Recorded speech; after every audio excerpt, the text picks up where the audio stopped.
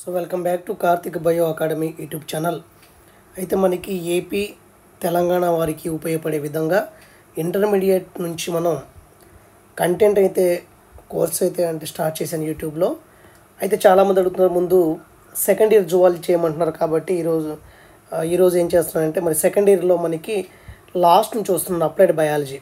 Already మనం unit 1లో ఉన్నాము. Unit 1లో మానవ సంక్షేమంలో జీవశాస్త్రం పాత్ర ఏంటనేటువంటి అంశాన్ని చూస్తే అక్కడ పరాన్నజీవుల గురించి చెప్తున్నాను. 1-2 క్లాసులు అది అయిపోతుంది ర్యాపిడ్ రివిజన్ కింద. తర్వాత ర్యాపిడ్ రివిజన్ కింద ఏం స్టార్ట్ చేస్తున్నానంటే, మనకి యాక్చువల్గా సిలబస్ ప్రకారం రావాలి, అది పైనుంచి సిలబస్ ప్రకారం వస్తాను స్టార్టింగ్ నుంచి. బట్ ఇక్కడ ఇంటర్మీడియట్లో ఉన్నటువంటి సెకండ్ ఇయర్ జువాలజీ సంబంధించిన అంశాన్ని అప్లైడ్ బయాలజీ నుంచి వస్తున్నాను. దయచేసి గమనించండి. అన్ని వీడియోస్ కూడా యూట్యూబ్లో ఒక ఆర్డర్లో వస్తాయి. నెంబర్ ఇస్తున్నాను, ప్లేలిస్ట్ కూడా సరి చేసేస్తాను. అప్పుడు మీకు ఈజీగా ఉంటుందన్నమాట. ఓకే, మరి ఇక్కడ ఈ వీడియోలో చూస్తే మనకి ఎపికల్చర్ ఉంది, తేనెటీగల పెంపకం, దీన్ని బీ కీపింగ్ అనడం జరుగుతుంది. ఓకే, తర్వాత అయితే మనకి ఇక్కడ తేనెటీగలు అంటే ఏంటి, మరి తేనెటీగలు దేనికి సంకేతం అనేటువంటి అంశాన్ని చూస్తే, ఇక్కడ తేనెటీగలు అనేవి సహనివేశ జీవనానికి ఎగ్జాంపుల్ చెప్తాము. అదేవిధంగా అవి తమ యొక్క పనిని విభజించుకుంటాయి.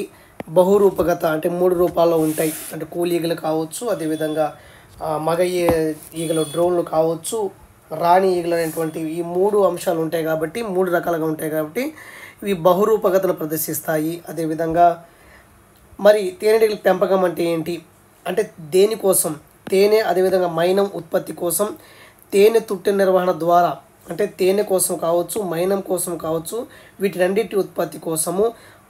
తేనె తుట్టె అంటే మనకి హనీ హైవ్ అవుతుంది అనమాట. తేనె పట్టు ఉంటుంది కదా, ఆ తేనె తుట్టెల నిర్వహణ ద్వారా తేనెటీగలు పెంచడాన్ని మనం ఏమంటామంటే బీ కీపింగ్ లేదా ఎపికల్చర్ అని చెప్పడం జరుగుతుంది. మరి భారతదేశంలో పెంచేటువంటి 2 జాతుల తేనెటీగలు ఉన్నాయి. ఒకటి ఎపిస్ మిల్లీఫెరా, రెండోది ఎపిస్ సిరేనా ఇండికా. ఇవి 2 కూడా మనకి భారతదేశంలో 2 జాతుల్ని పెంచడం జరుగుతుంది. మరి ఎపిస్ మిల్లీఫెరా అనేది, ఈ యొక్క తేనెటీగ అనేది ప్రపంచవ్యాప్తంగా మచ్చిక చేయబడింది.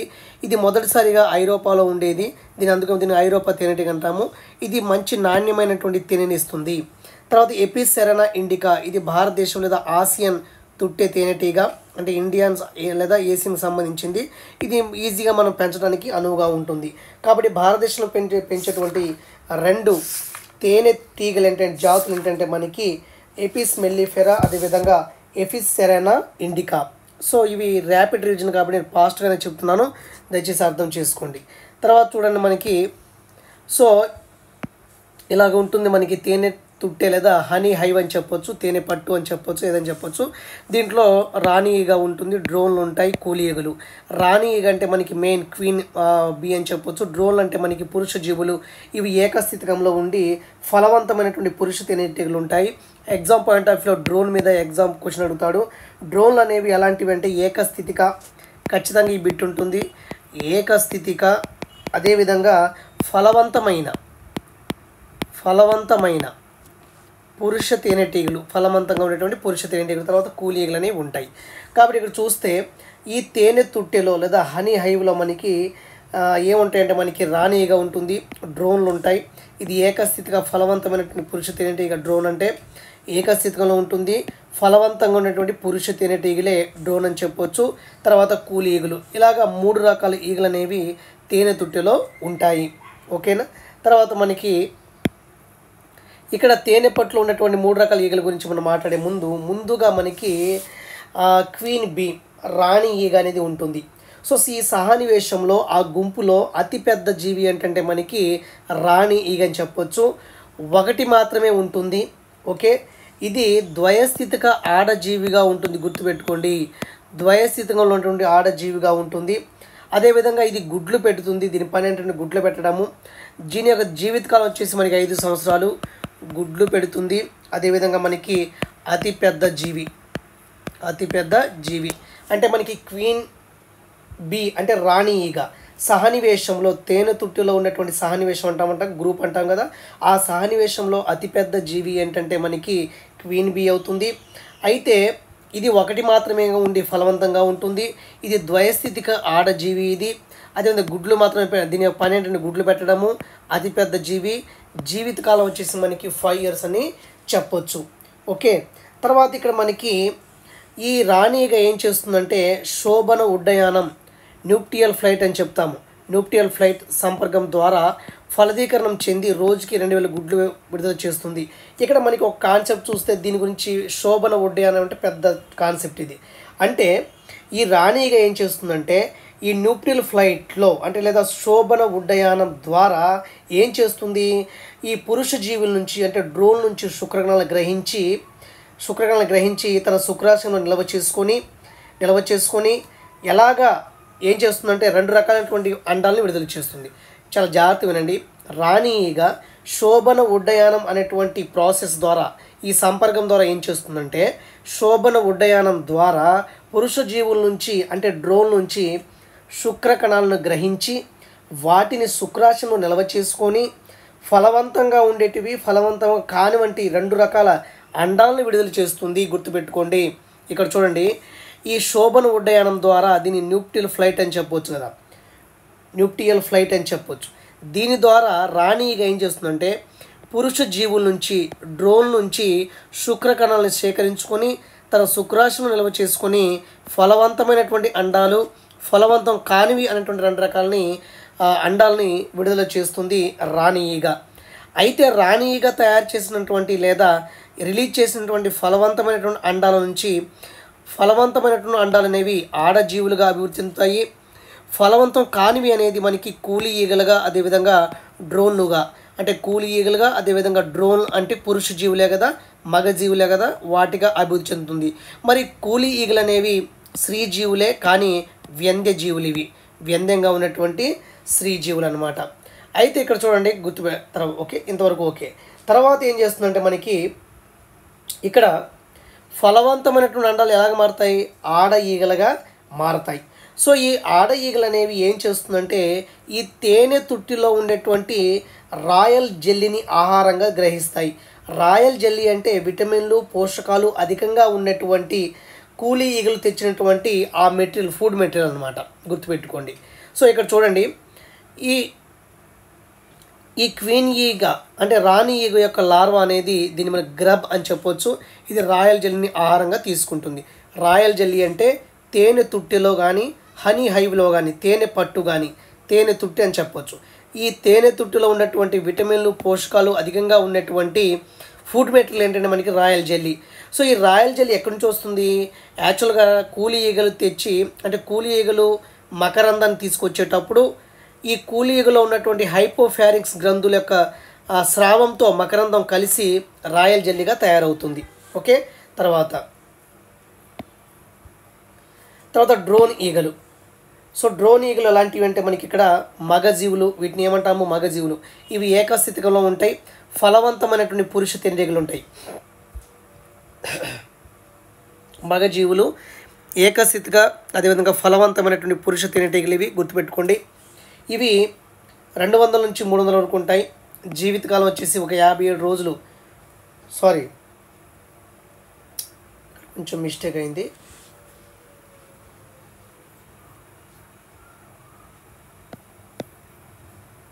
200 నుంచి 300 వరకు ఈ డ్రోన్ ఈగలు అనేవి ఉంటాయి. సో ఇవి ఎక్కడి నుంచి వస్తాయి మీకు తెలుసు కదా, ఫలదీకరణం చెందని క్వీన్ ఈగ అండాల నుంచి డ్రోన్ ఈగలు అనేవి అభివృద్ధి చెందుతాయి.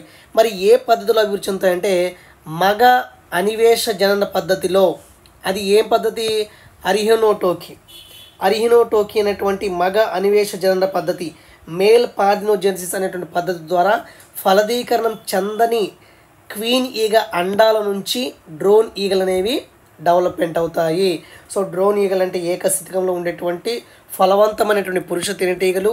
ఇవి ఫలదీకరణం చెందని క్వీన్ ఈగ యొక్క అండాల నుంచి అరినోటోకి అనేటువంటి మగ అనివేశ జనన పద్ధతిలో అభివృద్ధి చెందుతాయి. అరినోటోకి అనేటువంటి మగ అనివేశ జనన పద్ధతి ద్వారా ఇవి డ్రోన్ ఈగలు అనేవి అభివృద్ధి చెందుతాయి. తర్వాత కూలీ ఈగలు. సో సుమారు 20,000 నుంచి 60,000 ఉంటాయి. సహనివేశంలో ఒక 20,000 నుంచి 60,000 వరకు ఉంటాయి. అదేవిధంగా 3 నుంచి 4 నెలలు ఇవి జీవితకాలము. ఇవి కూడా క్వీన్ ఈగ యొక్క ఫలదీకరణం చెందని అండాల నుంచి ఏర్పడుతుంది. అయితే 10 రోజుల వయసులో ఇవేం చేస్తాయంటే గుడ్లు పెట్టడం యొక్క పని. ఈ కూలి ఈగలు ఏం చేస్తాయంటే కేవలం మకరందాన్ని తీసుకొచ్చి తేనె తుట్టు నిర్మిస్తాయి. కాబట్టి ఒక్కొక్కసారి కూలి ఈగలు అంటే ఒక్కొక్క బుక్స్లో వేరే రకంగా ఇచ్చాడు. కూలి ఈగలు ఏం చేస్తాయంటే శత్రువులను గుర్తించినప్పుడు వాగల నృత్యాన్ని చేస్తాయి. అదేవిధంగా ఇదే కూలి ఈగలు మకరందం లభించినప్పుడు వేరే ఈగలకి సైగలు చేసేటప్పుడు కూడా వాగల నృత్యాన్ని చేస్తాయి. అదేవిధంగా ఈ కూలి ఈగలు ఏం చేస్తాయంటే తేనె తుట్టిని నిర్మిస్తాయి. పుష్పాల నుంచి మకరందాన్ని తీసుకొచ్చి మైనాన్ని కూడా స్రవించి తేనె తుట్టిని తయారు చేసేవే కూలి ఈగలు. తర్వాత చూస్తే మనకి ఇంకా ఇవి ఏం చేస్తుందంటే పోలెన్ గ్రెయిన్స్ పుప్పుడిని సేకరించి ప్రొపలిస్ని తయారు చేస్తూ ఉంటుందన్నమాట. అంటే ప్రొపలిస్ అంటే మనకి తేనె పట్టు అంటే తేనె తుట్టే అక్కడ నిర్మించేటప్పుడు అది పగుళ్ళు రాకుండా ఈ పదార్థం అనేది ఉపయోగపడుతుంది. ఇది పరాగ రేణువుల్లో ఉంటుందన్నమాట. ఓకేనా. తర్వాత మనకి మకరందం దొరికే ప్రదేశ సమాచారాన్ని అంటే మకరందం ఎక్కడైనా దొరికిందనుకోండి, ఆ దొరికిన ప్రదేశ సమాచారాన్ని ఇతర ఈగలకు తెలపడానికి కూడా వాగల్ డ్యాన్స్ అనేవి ఈ కూలి ఈగలు అనేవి చేస్తాయి. మరి ఈ వాగల్ డ్యాన్స్కి గుర్తించిన శాస్త్రవేత్త ఎవరంటే కార్ల్ వాన్ ప్రీష్ అనేటువంటి శాస్త్రవేత్త. కార్ల్ వాన్ ప్రీష్ అనేటువంటి శాస్త్రవేత్త వాగల్ డ్యాన్స్ని గుర్తించాడు కాబట్టి ఇతనికి నోబెల్ ప్రైజ్ రావటం జరిగింది. నేను కొంచెం ఫాస్ట్గా చెప్తున్నాను, ఇంకా ర్యాపిడ్ రివిజన్ లాగే నేను చెప్తున్నాను కాబట్టి మీరు దయచేసి అర్థం చేసే ప్రయత్నం చేయండి. ఇది రాసుకోవచ్చు మీరు, ప్రాబ్లం లేదు. సో తర్వాత మనకి ఇంకోటి ఉంది కోళ్ళ పెంపక యాజమాన్యం, పౌల్ట్రీ పరిశ్రమ. కోళ్ళ పెంపకం మీకు తెలిసిందే కదా. మరి గుడ్ల ఉత్పత్తిలో భారతదేశం ప్రపంచంలో 3వ స్థానంలో ఉంది. కోడి మాంసం ఉత్పత్తిలో భారతదేశం 5వ స్థానంలో నుండి ఉంది. మరి కోళ్ళ పెంపకం యాజమాన్యంలో ఎగ్స్ అంటే మనకి గుడ్లు ఎక్కువగా గుడ్లు ఎక్కువ ఉత్పత్తి చేయటము, అది ఎక్స్పోర్ట్ చేయటము, ఇంపోర్ట్ చేయటం, ఇవన్నీ కూడా మనకి ఏమంటామంటే సిల్వర్ రెవల్యూషన్ అని చెప్పొచ్చు. Silver revolution. ఓకేనా. అయితే కోడి గుడ్ల కొరకు ప్రవేశపెట్టబడినటువంటి విప్లవమే సిల్వర్ రెవల్యూషన్. మరి ఫాదర్ ఆఫ్ సిల్వర్ రెవల్యూషన్ ఎవరంటే మనకి బివి రావు గారు అవుతారనమాట. ఎవరు? బివి రావు గారు అవుతారు. ఓకే. తర్వాత మనకి ఈయన ఢిల్లీలో స్థాపించినటువంటి సంస్థ ఏంటంటే మనకి నేషనల్ ఎగ్ కోఆర్డినేషన్ కమిటీ, జాతీయ గుడ్ల సహకార సమైక్య. ఓకే. తర్వాత సో మనకి ఐజాత్ నగర్లో మనకి భారత పశు వైద్య పరిశోధన సంస్థ, Indian veterinary research institute IVRI వారు మేలు రకపు ఉన్నటువంటి బ్రాయిలర్ కోళ్ళ వ్యాక్సిన్ని ఉత్పత్తి చేస్తున్నారు. మరి భారతదేశంలో ఉన్నటువంటి సంకర లేయర్లు కానీ ఏంటి, లేయర్లు అంటే ఏంటి, బ్రాయిలర్ ఏంటి మీకు తెలుసు కదా. గుడ్లు పెట్టేటువంటి అంటే కేవలం గుడ్ల ఉత్పత్తి కోసం పెంచే పక్షులను మనం లేయర్స్ అని చెప్పొచ్చు. మాంసం ఉత్పత్తి కోసం పెంచే పక్షులను మనం బ్రాయిలర్స్ అని చెప్పొచ్చు. మరి ఇక్కడ ఉన్నటువంటి భారతదేశంలో ఉపయోగించేటువంటి లేయర్లు ప్రముఖంగా ఏముంటాయి అంటే ఫర్ ఎగ్జాంపుల్ మనకి BV300, హైలైన్, అదేవిధంగా పూనా పెరల్స్ అని చెప్పొచ్చు. అదేవిధంగా బ్రాయిలర్ ఏంటంటే మనకి హబ్బర్డ్ అండ్ వెంకాబ్ అనేది ఇవి బ్రాయిలర్ కోళ్ళు అనేవి అవ్వచ్చు. అదేవిధంగా మనకి ఇక్కడ ఐజాత్ నగర్లోని మనకి ఏముంది, Indian veterinary research institute IVRI ఉంది. ఇది ఏం చేస్తుందంటే మంచి రకము అంటే మేలు రకము బ్రాయిలర్ కోళ్లను అదేవిధంగా కోళ్ళ వ్యాక్సిన్ని ఉత్పత్తి చేస్తూ ఉంటుంది. ఇదే మనకి పౌల్ట్రీ పరిశ్రమ. తర్వాత ఏంటంటే మనకి చూడండి ఇక్కడ ఎగ్జామ్ పాయింట్ ఆఫ్ వ్యూలో కోళ్ళకు వచ్చేటువంటి ప్రధానమైనటువంటి వ్యాధులు అడుగుతారు. మరి కోళ్ళకి వైరస్ల ద్వారా ఎటువంటి వ్యాధి వస్తాయంటే రాణి కీట్ అనేటువంటి వ్యాధి, మారెక్ అనేటువంటి వ్యాధి, గంబోరో అనేటువంటి వ్యాధి వైరస్ ద్వారా వస్తుంది. బ్యాక్టీరియా ద్వారా మనకి కోళ్ళ కలరా వస్తుంది. తర్వాత ఇన్ఫెక్టియస్ కొరైజా అనేటువంటి వ్యాధి వస్తుంది. CRD క్రానిక్ రెస్పిరేటరీ డిసీజ్ అనేది క్రానిక్ రెస్పిరేటరీ డిసీజ్ ఊపిరితిత్తులకు సంబంధించినటువంటి వ్యాధులు వస్తాయి. తర్వాత శిలీంధ్రాల వ్యాధులు ఏంటంటే మనకి బ్రూడర్ న్యూమోనియా అని చెప్తాము. తర్వాత ఎఫ్లోటాక్సికోసిన్ ఒకటి, థ్రష్ అనేటువంటి వ్యాధులు వస్తాయి. మోస్ట్ ఇంపార్టెంట్ ఎగ్జామ్ పాయింట్ ఆఫ్లో ఖచ్చితంగా అడిగే క్వశ్చన్ ఏంటంటే కోళ్ళకి వచ్చేటువంటి వైరస్ సంబంధిత ప్రాణాంతక వ్యాధి ఏంటంటే మనకి బర్డ్ ఫ్లూ అని చెప్పొచ్చు. మరి ఈ బర్డ్ ఫ్లూ అనేటువంటి ఏ వైరస్ వల్ల వస్తుందంటే మనకి H5N1 చాలా ఇంపార్టెంట్. H5N1 అనేటువంటి వైరస్ ద్వారా మనకి కోళ్ళకి బర్డ్ ఫ్లూ వ్యాధి వస్తుంది. మరి ఈ వ్యాధిని వ్యాక్సిన్ కనుక్కున్నటువంటి ఇన్స్టిట్యూట్ ఏంటంటే SII serum institute of India, Maharashtra పూణేలో ఉన్నది. తర్వాత ఇంకా ఒకటి మర్చిపోయాను, తేనెలో మనకి ఫ్రక్టోజ్ ఉంటుంది, గ్లూకోజ్ ఉంటుంది కాబట్టి బాగా టేస్ట్గా ఉంటుంది. అదేవిధంగా మనకి కూలి ఈగలు ఉన్నాయి కదా, ఆ కూలి ఈగల కొండెం నుంచి తీసిన విషయాన్ని కీళ్ళ వ్యాధి చికిత్సలో ఉపయోగిస్తారు. ఇది కూడా చాలా ఇంపార్టెంట్. కూలీగల కొండలు ఉంటాయి కదా, దాని నుంచి తీసినటువంటి టాక్సిక్ అంటే విషయాన్ని కీళ్ళ వ్యాధి నివారణలో ఉపయోగిస్తాము. ఓకేనా. తర్వాత మనకి 45 ఐటమ్స్ చూద్దాము. తర్వాత నెక్స్ట్ వచ్చేసి మనకి ఫిషరీ మేనేజ్మెంట్ అంటే మనకి మత్స్య పరిశ్రమ యాజమాన్యం, మత్స్య పరిశ్రమ. ఓకేనా, చేపల్ని పట్టడమే కదా. సో దీంట్లో మనకి చేపలు లభించేటువంటి వనరులు ఎక్కడ లభిస్తాయి అనేటువంటి అంశాన్ని చూస్తే ఈ మత్స్య పరిశ్రమ యాజమాన్యం ఫిషరీ మేనేజ్మెంట్ అనేది 2 రకాలుగా ఉంటుంది. ఒకటి పట్టుకోబడే మత్స్య పరిశ్రమ, క్యాప్చర్ ఫిషింగ్ అని చెప్తాము. 2 సంవర్ధన మత్స్య పరిశ్రమ, దీన్ని ఆక్వా కల్చర్ అని చెప్పడం జరుగుతుంది. ఈ పట్టుకోబడే మత్స్య పరిశ్రమ క్యాప్చర్ ఫిషరీలో మళ్ళీ 3 రకాలుగా ఉంటుంది. ఒకటి వచ్చేసి మనకి of sure, ensure, inland fisheries అని ఉంటుంది. తర్వాత సంవర్ధన మత్స్య పరిశ్రమలో ఆక్వా కల్చర్ మాత్రమే ఉంటుంది. ఇప్పుడు మనం ఏం చేద్దామంటే ఫస్ట్ వన్ క్యాప్చర్ ఫిషరీ అంటే ఏంటి? పట్టుకోబడే మత్స్య పరిశ్రమ అంటే చేపల్ని ఫిషెస్ని ఎక్కడి నుంచి పట్టుకుంటారు అనే అంశాన్ని చూస్తే క్యాప్చర్ ఫిషరింగ్ అంటే సహజ నీటి ఆవాసాల నుండి చేపల్ని పట్టడం. ఈ పద్ధతిలో సహజ నీటి ఆవాసాల నుంచి చేపల్ని పట్టుకోవడం జరుగుతుంది. అంటే చేపల్ని పట్టడం అనేది సముద్రం నుంచి కావచ్చు, అదేవిధంగా భూమిపై ఉన్నటువంటి మిగతా జలాల నుంచి కూడా కావచ్చు. అయితే ఇక్కడ చూడండి, ఇక్కడ ఏమంటున్నారంటే సముద్ర మత్స్య పరిశ్రమ అంటే ఏంటి? ఇక్కడ చూడండి, ఫిషరీ మేనేజ్మెంట్లో 2 టైప్స్. నెంబర్ 1 ఇది, నెంబర్ 2 ఇది. ఒకటి పట్టుకోబడే మత్స్య పరిశ్రమ, క్యాప్చర్ ఫిషరీ అని చెప్తాము. రెండోది ఏంటి? సంవర్ధన మత్స్య పరిశ్రమ, ఆక్వా కల్చర్ అని చెప్పవచ్చు. దీన్ని కల్చర్ ఫిషరీ అని కూడా చెప్పవచ్చు. కల్చర్ ఫిషరీ అని కూడా చెప్పవచ్చు. ముందు ఏం చేద్దాము, పట్టుకోబడే మత్స్య పరిశ్రమ అంటే ఏంటని చూద్దాము. అంటే ఏంటంటే ఈ పద్ధతిలో సహజ నీటి ఆవాసాల నుంచి చేపల్ని పట్టుకోవడం జరుగుతుంది. దీంట్లో మళ్ళీ 3 రకాలు ఉన్నాయి. మెరైన్ ఫిషరీ అంటే ఏంటి? ఒకవేళ చేపల్ని సముద్రం నుంచి మనం పట్టుకుంటే దాన్ని ఏమంటాము? మెరైన్ ఫిషరీ అని చెప్తాము. అదేవిధంగా సముద్రం నుంచి మనకి ఆఫ్ షోర్ అంటే సముద్ర తీరం నుంచి కొంచెం లోపలికి వెళ్ళి అంటే సుదూర జలాల నుండి చేపల్ని పట్టేది, అంటే తీర ప్రాంతం నుంచి కొంచెం సముద్రం లోపలికి వెళ్ళి మనం చేపల్ని పడితే దాన్ని మనం ఏమంటాము? ఆఫ్ షోర్ అంటాము. మరి ఇన్షోర్ అంటే మనకి తీర ప్రాంతాల్లో పట్టడం జరుగుతుందన్నమాట. అంటే తీర జలాల్లో పట్టుకుంటే దాన్ని మనం ఇన్షోర్ మేనేజ్మెంట్ క్యాప్చర్ ఫిషరీ అని చెప్పడం జరుగుతుందన్నమాట. తర్వాత మనకి దీని కంటిన్యూషన్ ఉంది ఇంకోటి. దీంట్లోనే మనకి భౌమ్యాంతర లేదా మంచినీటి పరిశ్రమ, ఇన్లాండ్, దీన్ని ఏమంటాము?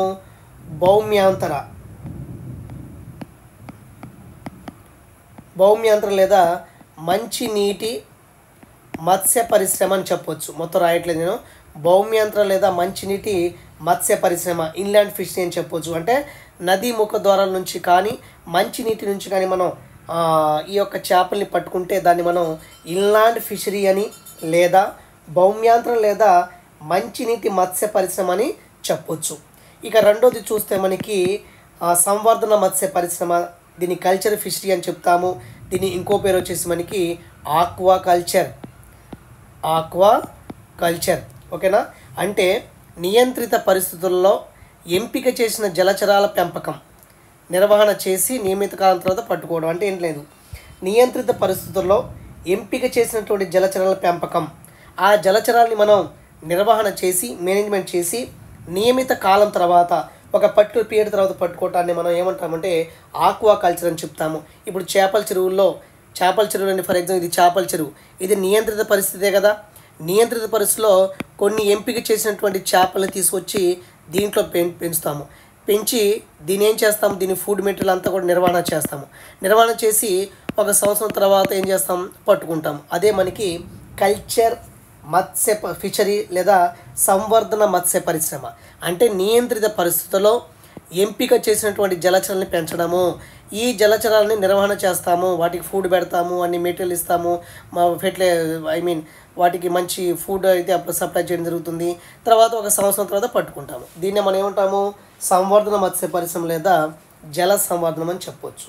ఇక్కడ ఆక్వా కల్చర్ అంటే చేపల్ని అదేవిధంగా రొయ్యల్ని కలిపి పెంచితే అది ఆక్వా కల్చర్ అవుతుంది. ఫిషీ కల్చర్ అంటే ఓన్లీ చేపల పెంపకాన్ని మనం ఫిషీ కల్చర్ అని చెప్పొచ్చు అనమాట. చాలా జాగ్రత్త వినండి. ఓకే, ఫిషీ కల్చర్ అంటే కేవలం చేపల పెంపకము, ఆక్వా కల్చర్ అంటే చేపల్ని అదేవిధంగా రొయ్యల్ని కలిపి పెంచడము. మరి భారతదేశంలో కొన్ని కార్ప్ చేపలు ఉన్నాయి. ఒకసారి చూడండి, భారతదేశంలో ప్రధానమైనటువంటి కార్ప్ చేపలు ఏంటంటే మనకి కట్ల, అదేవిధంగా మనకి సిర్హెనస్ మృగాల, ఒకటి మృగాల్ అనేది ఒక ఫిష్, అది తర్వాత లేబియో రోహిటా రాహు అనేది ఒక ఇది. ఇవన్నీ కూడా మనకి మంచినీటి చేపల కింద వస్తాయి. తర్వాత మనకి సముద్ర చేపలు కొన్ని ఉంటాయి, అవి హిల్సా ఒకటి, తర్వాత మనకి సార్డైన్ ఒకటి, బాంబే డక్ ఒకటి, తర్వాత మ్యాకరెల్ ఒకటి, సిల్వర్ ప్రాపెంట్ ఒకటి. ఇవన్నీ కూడా సముద్ర నీటి చేపలు. మన భారతదేశంలో అతిపెద్ద చేపల పరిశ్రమ ఎక్కడుందంటే మనకి కేరళ తీర ప్రాంతంలో ఉన్నటువంటి ఆయిల్ సార్డైన్ అనేది భారతదేశపు అతిపెద్ద ఫిషరీ. అంటే ఆయిల్ సార్డైన్ అనేది కేరళ తీర ప్రాంతంలో ఉంటుంది. ఆ ప్లేస్ని మనం ఏమంటామంటే మన దేశంలో అతిపెద్ద చేపల పరిశ్రమ. తర్వాత హైపోఫైజేషన్ అంటే ఏంటి అనేటువంటి అంశాన్ని చూస్తే, హైపోఫైజేషన్ అంటే ఏంటి, దీన్ని ఏమంటామంటే కృత్రిమ ప్రజననం అంటాము, లేదా ప్రేరిత ప్రజననం అని చెప్పొచ్చు. కృత్రిమ ప్రజననం ఒకటి ఆర్టిఫిషియల్ బ్రీడింగ్ అని చెప్పొచ్చు, ఇండ్యూస్ బ్రీడింగ్ అని చెప్పొచ్చు. ప్రేరిత ప్రజననం దీన్ని మనం ఏమంటామంటే హైపోఫైజేషన్ అని చెప్తాము. సింపుల్గా ఏంటంటే ఇక్కడ ఇది పక్కన పెట్టండి, ఫాలికల్ స్టిమ్యులేటింగ్ హార్మోన్ని కానీ లేదా డ్యూటినైజింగ్ హార్మోన్ని కానీ చేపల శరీరంలో ప్రవేశపెట్టడం వల్ల అవి అధిక మొత్తంలో అండాలను కానీ శుక్రకణాలను విడుదల చేస్తాయి. ఓకే, ఇది follicle stimulating hormone, luteinising hormone వల్ల చేపల శరీరంలో ఎప్పుడైతే ప్రవేశపెట్టామో అక్కడ అండాలు శుక్రకణాలు అనేవి చేపల శరీరంలో ఎక్కువ విడుదలవుతాయి అన్నమాట. అదేవిధంగా ఇంకోటి ఓవాప్రిమ్ ఉంది. ఈ ఓవాప్రిమ్ ఇది చేపల్లో ప్రవేశపెట్టడం వల్ల ఇది కూడా ఒక హార్మోన్ టైపు. దీన్ని మనం చేపల్లో ప్రవేశపెడితే చేపల్లో అధికంగా follicle stimulating hormone, luteinising hormone విడుదలకు సాయం పడుతుంది అన్నమాట. కాబట్టి హైపోఫైజన్ అంటే ఒక కృత్రిమ ప్రజననం ఇది, ప్రేరిత ప్రజననం ఇది. ఫాలికల్ స్టిమ్యులేటింగ్ హార్మోన్ కానీ ల్యూటినైజింగ్ హార్మోన్ని కానీ చేపల శరీరంలో ప్రవేశపెడితే చేపల్లో మనకి మేల్ ఫిషెస్లో మనకి శుక్రకణాలు, అదేవిధంగా ఫీమేల్ ఫిషెస్లో మనకి అండాలు రిలీజ్ అవుతాయి, అంతే కదా. ఫాలికల్ స్టిమ్యులేటింగ్ హార్మోన్, ల్యూటినైజింగ్ హార్మోన్లు చేపల శరీరంలో ప్రవేశపెట్టడం వల్ల ఇవి అధిక మొత్తంలో అండాలను శుక్రకణాలను విడుదల చేస్తాయి. మరి ఈ ఫాలికల్ స్టిమ్యులేటింగ్ హార్మోన్ కానీ ల్యూటినైజింగ్ హార్మోన్ కానీ పెరగాలంటే చేపల్లో ఏం ఇంట్రడ్యూస్ చేయాలి, ఓవాప్రిమ్ అనేటువంటి హార్మోన్ని ఇంట్రడ్యూస్ చేస్తే దానివల్ల follicle stimulating hormone, luteinising hormone ఎక్కువ రిలీజ్ అవుతాయి. దీనివల్ల ఏమవుతుంది, అధిక మొత్తంలో అండాలు శుక్రకణాలు అనేవి విడుదలవుతాయి. మరి చేపల్లో మనకి విటమిన్ ఏడి ఉంటుంది, అదేవిధంగా omega-3 క్రొవ్వు ఆమ్లాలు అనేవి ఎక్కువగా ఉంటాయి. అదేవిధంగా స్క్రాప్ చేపల నుంచి తయారు చేసినటువంటి ఎరువు ఏంటంటే మనకి చేప గ్వానో అని చెప్పొచ్చు. చేప గ్వానో అంటే మనకి స్క్రాప్ చేపల నుంచి తయారు చేసిన ఎరువుని మనం గ్వానో లేదా చేప గ్వానో అని చెప్పొచ్చు అనమాట. ఇది మనకి ఉన్నటువంటి కొన్ని అంశాలు. ఓకే, మిగతాది తర్వాత చూడడానికి ప్రయత్నం చేద్దాం.